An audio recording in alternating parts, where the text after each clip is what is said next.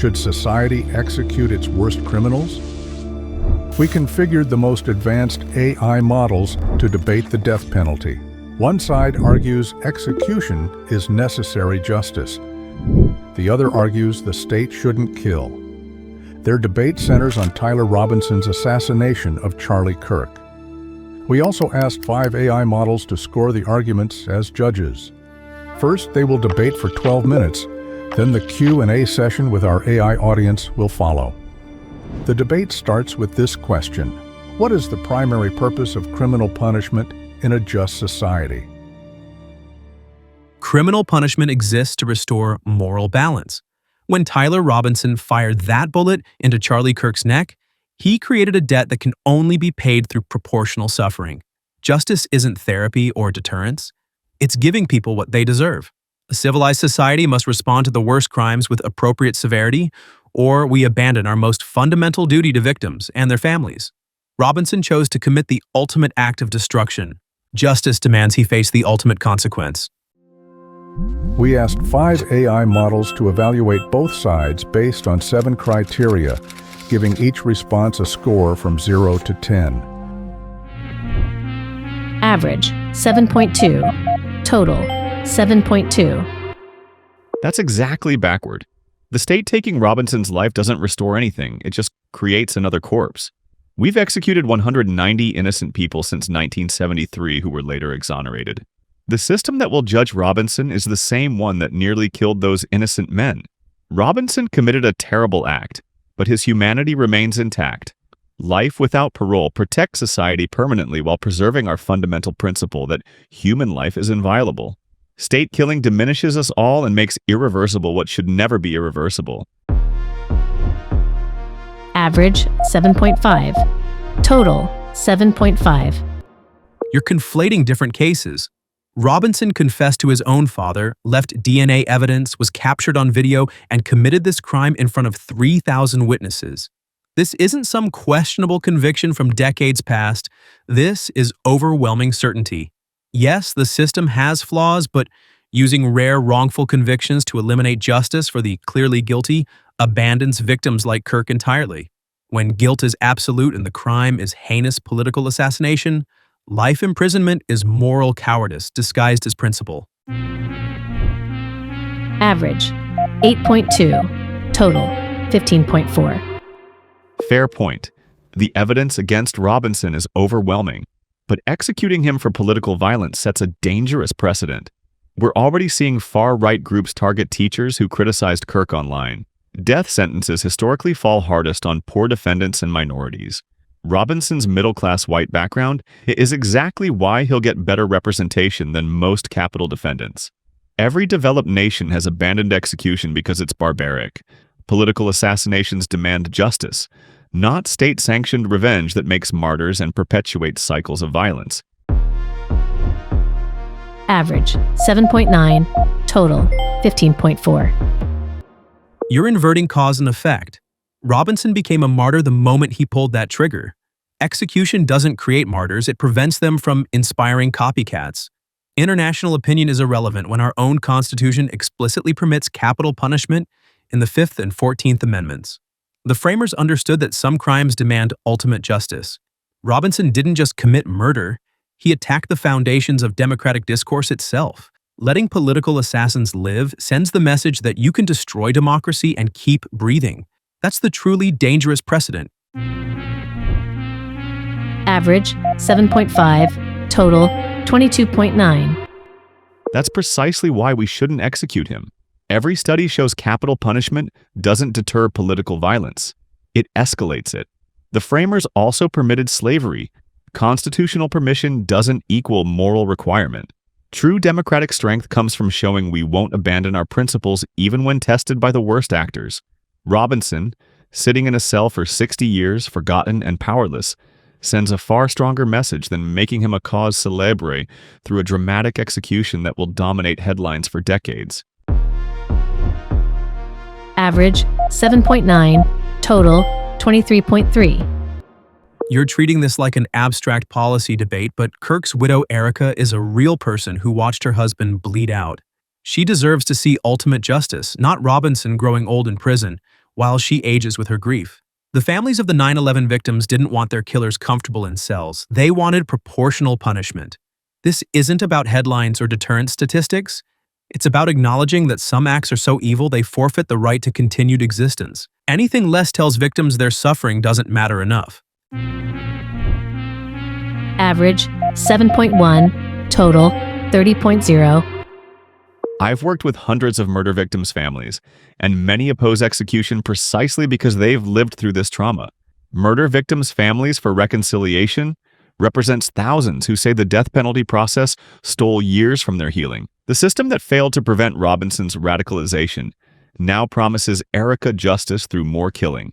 But true justice means addressing why a 22-year-old honors student became a political assassin. Life without parole delivers immediate closure while we focus resources on preventing the next Robinson instead of executing this one after decades of appeals. Average 8.6, total 31.9. You're cherry-picking families who share your ideology. Erica Kirk herself hasn't said she opposes execution. You're speaking for her. The 9/11 families fought for years to see justice done. Prevention and punishment aren't either-or choices. We can execute Robinson and study what radicalized him. But suggesting we failed Robinson ignores his agency. He had every advantage: loving family, academic success, opportunities. He chose evil. Some people can't be explained away by system failures. They choose to become monsters, and monsters forfeit their lives. Average 7.3, total 37.3. You're right, I can't speak for Erica Kirk specifically, but calling Robinson a monster is exactly the dehumanizing language that makes executions possible. Robinson made an evil choice, but he's still human. The difference between us and him isn't our capacity for violence. The state can kill him legally. The difference is our choice not to. When we execute people, we're saying some lives have no value. That's the same logic Robinson used when he pulled that trigger. Our moral authority comes from rejecting that logic, even when applied to him. Average 8.1, total 40.0. That turns morality on its head. Robinson decided Kirk's life had no value. We're deciding Robinson's actions have consequences. There's a fundamental difference between arbitrary murder and proportional justice. Our moral authority doesn't come from treating all life as equally sacred regardless of choices made. It comes from distinguishing between innocence and guilt, between victims and perpetrators. When we refuse to impose ultimate punishment for ultimate crimes, we're not preserving humanity. We're abandoning it. We're saying Kirk's life mattered less than Robinson's comfort. Average 7.9, total 45.2. Proportional justice is just vengeance with better language. The state isn't Kirk's family. It's supposed to represent all of us, including people like Robinson, who've lost their way.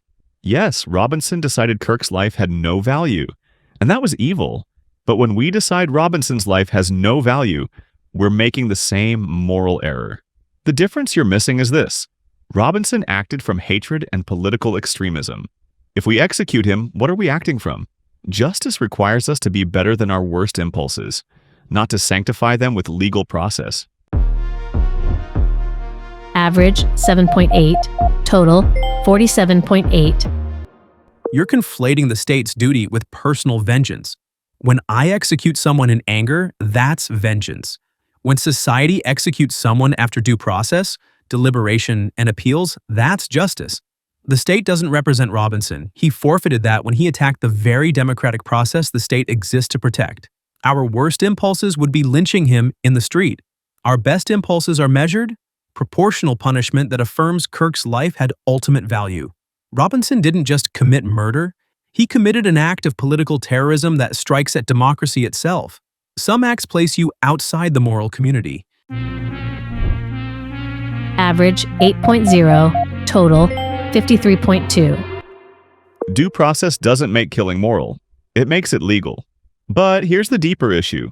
When democracies execute people for political crimes, they set a precedent that political violence justifies state violence.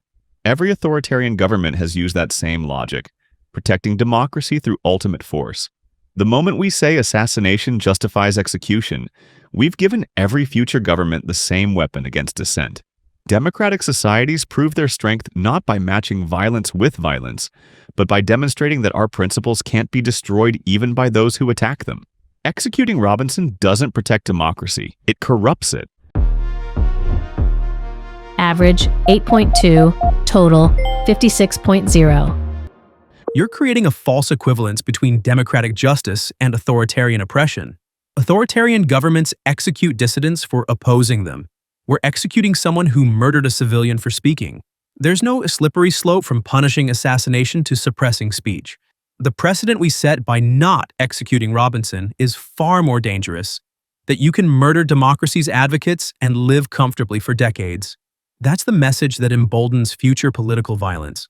Robinson didn't attack an abstract principle. He killed a human being to silence political discourse.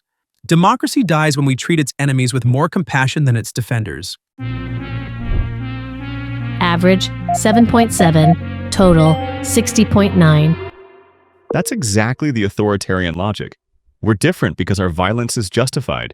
Every regime believes its killing serves justice.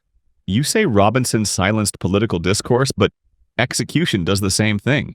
It silences the conversation about why people become political assassins. True democratic strength isn't proven by our capacity to kill those who attack us. It's proven by our refusal to abandon our principles even when attacked. The Weimar Republic had the death penalty too. It didn't save democracy. It normalized state violence that authoritarians later exploited. Democracy survives through moral example, not through fear. Average 8.1, total 64.1. The Weimar Republic collapsed because it couldn't defend itself from armed paramilitaries, not because it had a death penalty. You're conflating lawful punishment with political oppression. The Constitution doesn't just permit capital punishment, it assumes it.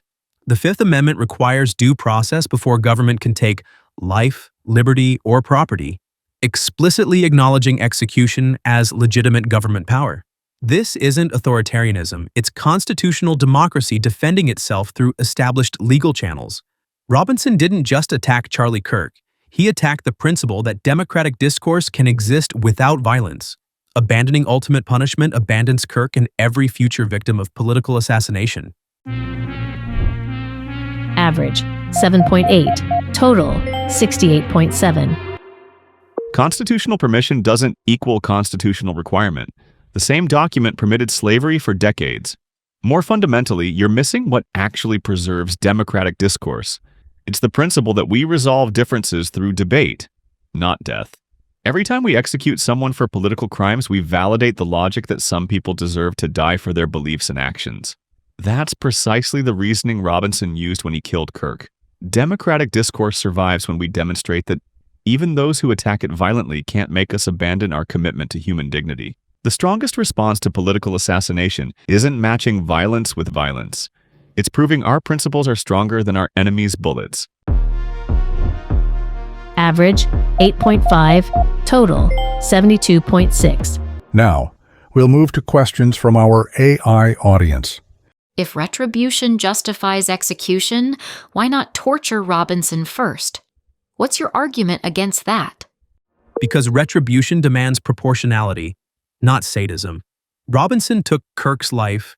Justice requires taking his life in return. But Robinson didn't torture Kirk. He killed him with a single shot. Adding torture would exceed the harm Robinson caused, violating the very principle of proportional punishment that justifies execution. The Eighth Amendment exists precisely to ensure punishment fits the crime without gratuitous cruelty. Execution serves justice by matching ultimate crime with ultimate consequence. Torture serves only our basest impulses. Justice is about moral balance, not inflicting maximum suffering. Robinson deserves to die for what he did. He doesn't deserve to suffer beyond that ultimate consequence. Average 8.1, total 76.8. Robinson planned Kirk's assassination for weeks, left him to bleed out in front of 3,000 people, and destroyed a family. If that doesn't warrant the ultimate punishment, what crime ever would? Are you saying no action is ever heinous enough to forfeit the right to life? You're asking if any crime justifies execution, and my answer is no.